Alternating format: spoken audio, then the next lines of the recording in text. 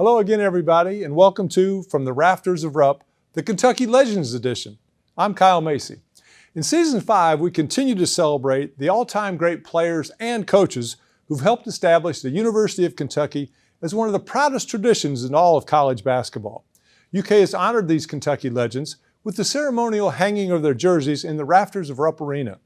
This season, we focus on 5 former players who we believe are prime candidates to have their jerseys raised to the Rafters of Rupp in the near future.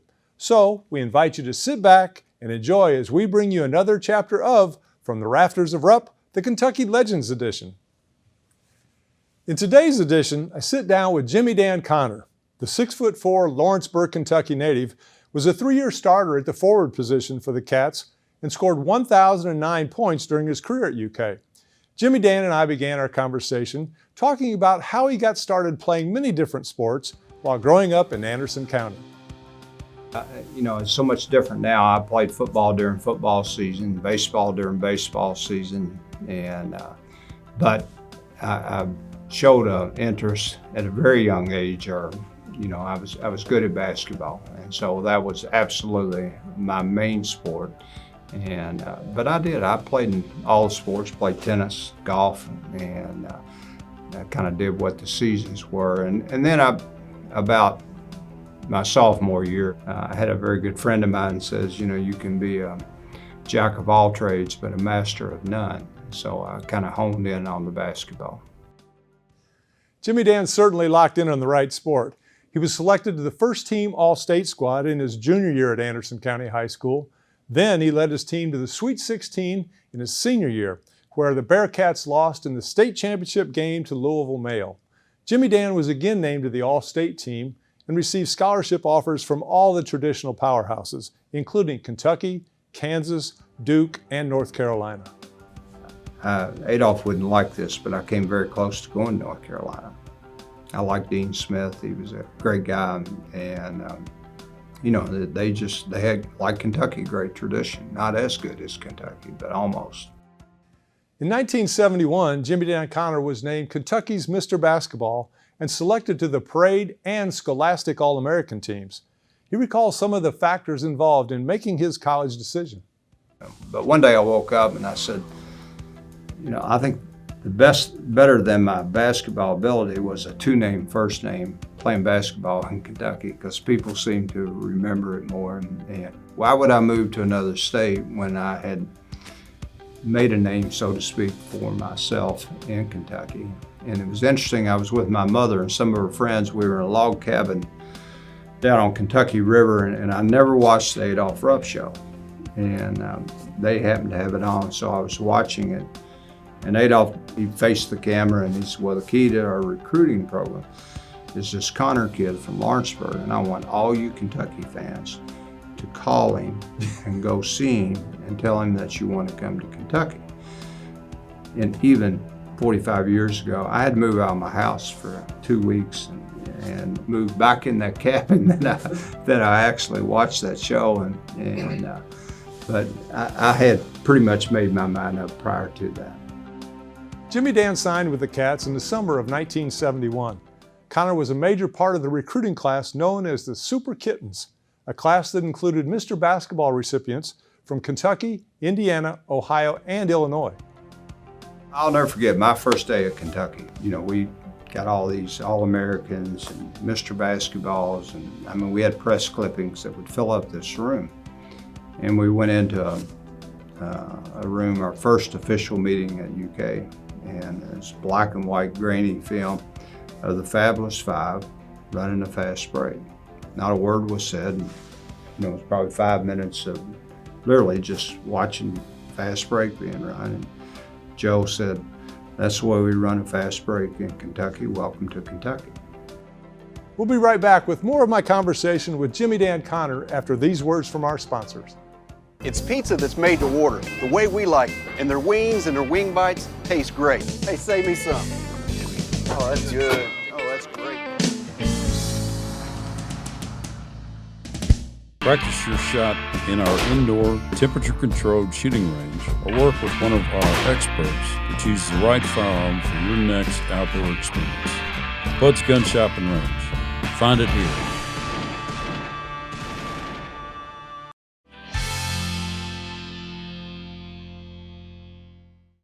Kentucky fans flocked to see the highly touted freshman class, and there were several games that season when the Super Kittens drew larger crowds than the varsity. Jimmy Dan Connor, Kevin Greavy, Mike Flynn, and Bob Guyette formed the heart of the Kentucky first-year class. That was the last year that they had freshman team, because the next year freshmen were eligible, and so we played 22 games.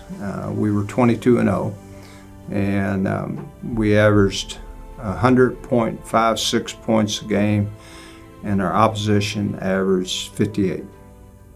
Before Jimmy Dan's sophomore season, the Kentucky program began the difficult transition from legendary coach Adolph Rupp to newly hired first-year head coach Joe B. Hall.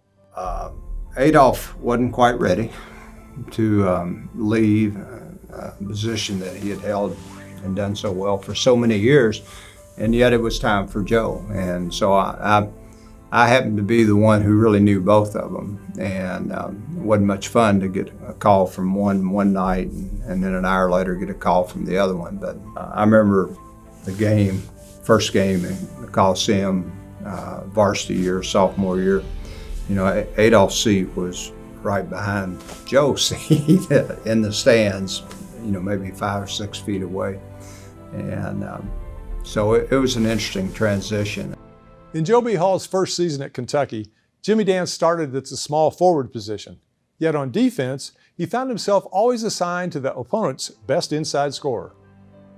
I had to play forward my sophomore year, and so I'm guarding guys 6'9", 6'10", 6'11", Bobby Jones, and you know, all these really.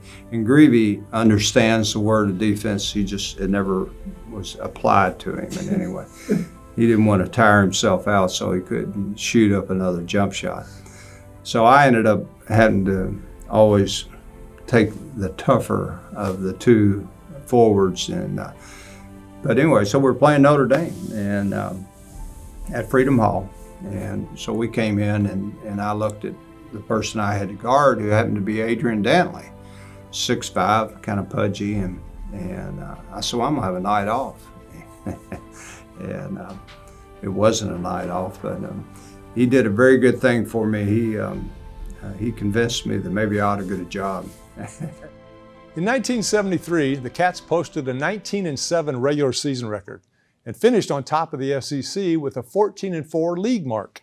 As a sophomore, Jimmy Dan averaged just over 11 points per game and was the squad's third leading scorer behind senior Jim Andrews and fellow sophomore standout Kevin Greavy. We made a nice run, and we won the SEC, and there were 16 teams left, and we played, so we were in the region, so to speak, and we played Austin Peay with Fly Williams, and we beat them, and we were in what's now referred to as the Elite Eight and lost to Indiana with Downing playing for Indiana, and they went to the Final Four. The Cats followed the Final Eight appearance in '73 with an uncharacteristic 13-13 overall record in 1974. There was no SEC championship and no postseason play for the Cats for the first time in 6 years. Yeah, it was a tough season. I remember DJ Fitzmaurice. I've never been so mad. His caption was, "When does the football season start?" And which was kind of tweaked, and deservedly so. But you know, Greavy was 6'5", I was 6'4", and Guyette was what I would call a small 6'8", and that was our force, so to speak, in that.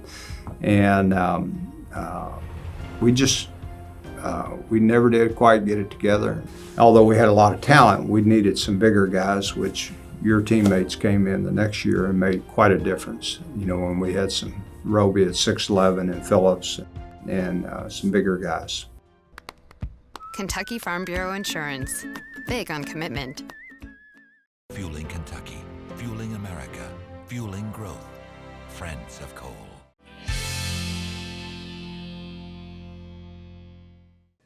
If you've missed any of the previous episodes of From the Rafters of Rupp, you can now search From the Rafters of Rupp on YouTube. Then click on From the Rafters of Rupp logo.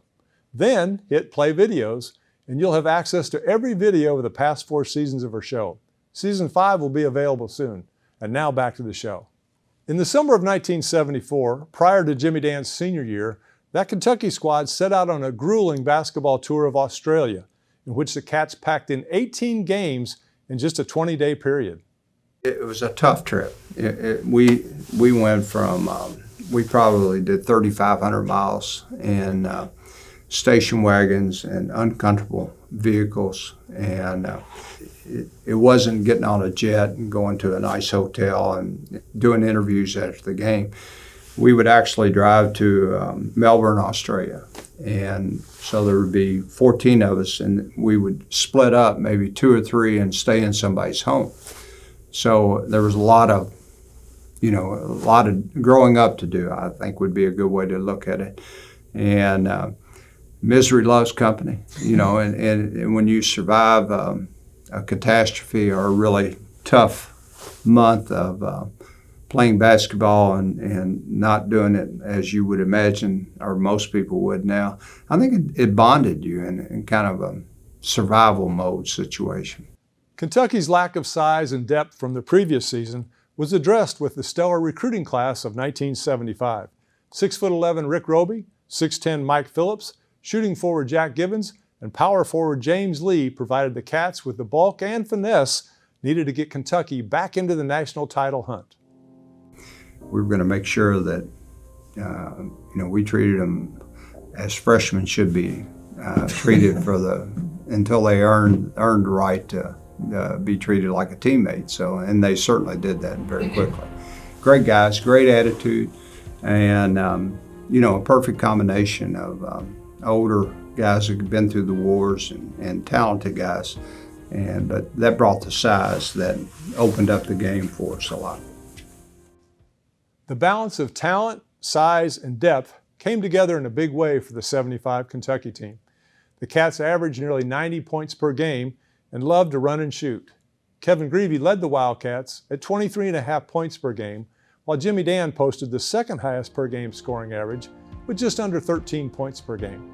We were still running Adolph's old plays where we would have 2 picks and 3 passes to get an 18-foot jumper on the move. And so, the game was a little bit different. And Kevin, I kid him, he knows nothing about defense, but what a shooter, fantastic shooter. And we would have enjoyed the 3-point line considerably. But we had an open 15-foot jumper. We took it, whether we were up by 25 or up by 2. And I think that freedom, if you got an open shot, you take it. And I attribute that to Adolph and Kentucky tradition. The Cats were solid at every position, but an early season matchup with Indiana revealed that if the Cats were going to be a national contender, there was still work to be done. That may have been the best college team beatdown that I've ever experienced. They were a machine. I mean, it was,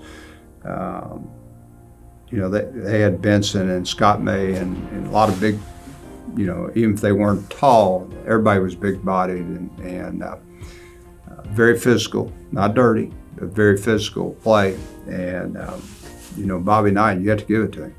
I mean, they had a machine that they beat us pretty badly. The Cats lost the game at Indiana 98-74. Certainly there was no love lost between the two schools, and as fate would have it, the two clubs would meet again later in the year with a trip to the Final Four on the line. But first, Kentucky had to regroup after the Indiana loss and face a top 5 North Carolina team to get its season back on track. But we had to come back and play North Carolina like a night or 2 afterwards in Freedom Hall. And Joe had benched all the starters, and we were down by 12 points in the first half, and I did something very uncharacteristic of that age and time and of me, and I went up and said, you need to put us back in, because he had all the starters out. One or two things were going to happen. Either we were going to get in a fight and by the bench, or he was going to put the starters back in, and he did. And we ended up coming back and winning that game. And I think the two the two situations of getting beaten so badly at Indiana. North Carolina was in the top 5 as well too. And coming back and winning that game flushed out the bad memories of the Indiana game. We'll return with more of my conversation with Jimmy Dan Connor after these messages. Fresh, tasty, savory double dogs. In a single word, delicious. We are the hospital to meet the healthcare needs of the Commonwealth. The best in Kentucky, the best for Kentucky. UK Healthcare, the power of advanced medicine.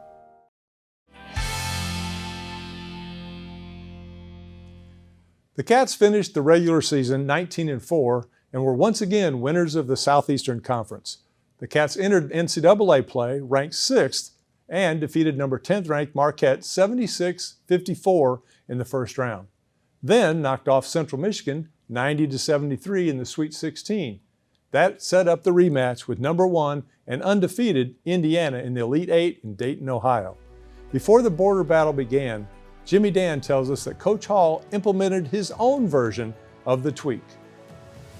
Now, he did something very interesting in the Indiana game, and he pulled me aside and he said, I want you to shoot it every time you get it. And then unbeknownst to me, he went to Flynn and told him the same thing. And Flynn shot less than I did. And so we played the first half, and I think I was 5 for 14 or something like that, which normally would have gotten me on the bench forever. And he just said, keep on, keep on. So he was right.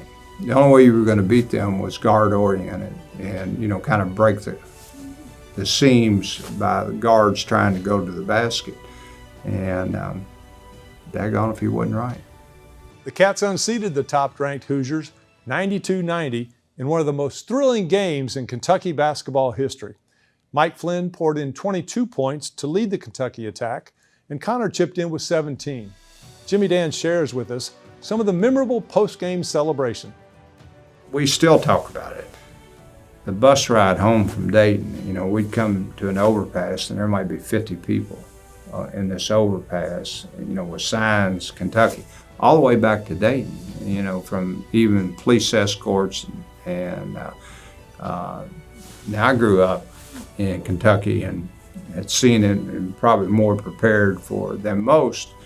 But it even surprised me that the outpouring of, I think the fans enjoyed it as much as we did.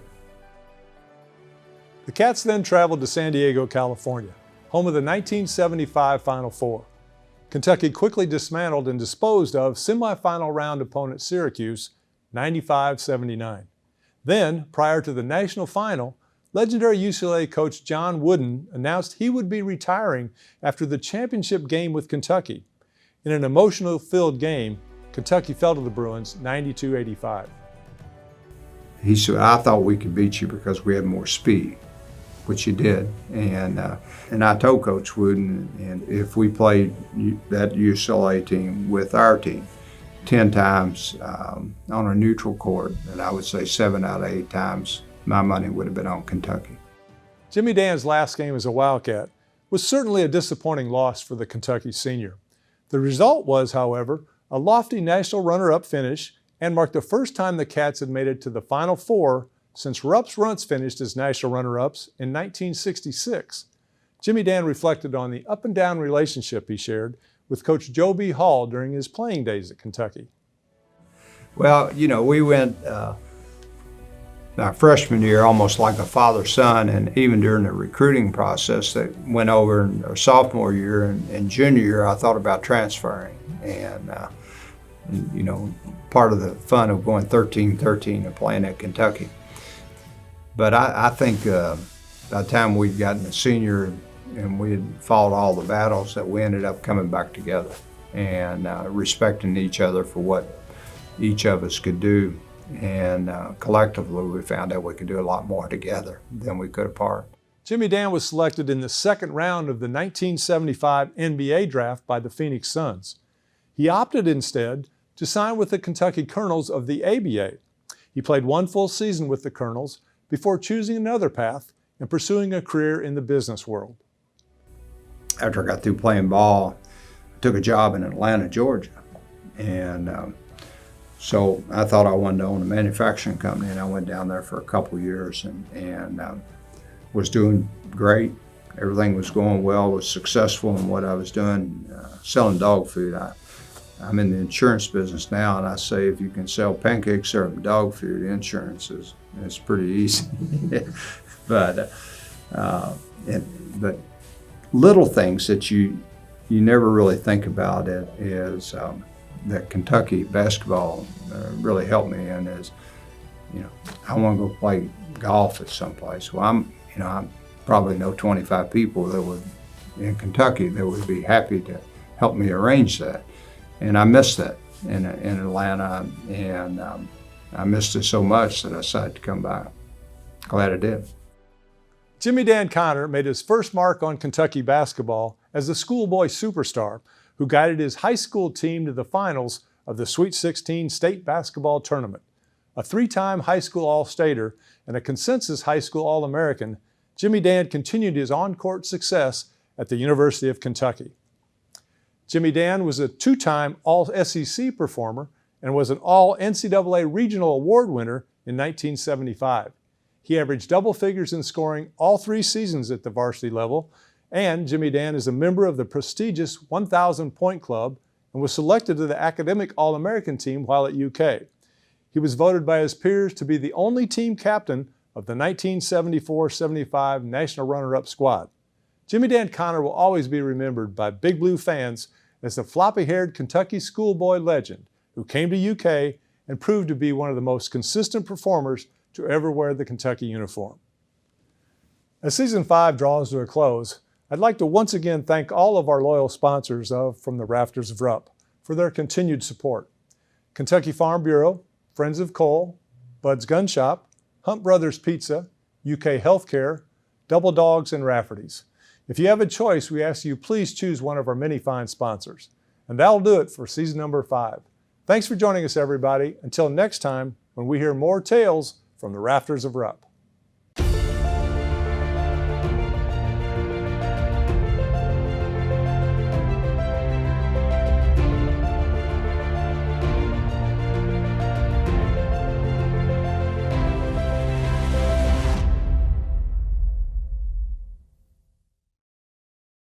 From the Rafters of Rupp was brought to you by UK Healthcare, Bud's Gun Shop, Double Dogs, Friends of Coal, Hunt Brothers Pizza, Kentucky Farm Bureau, and by Rafferty's.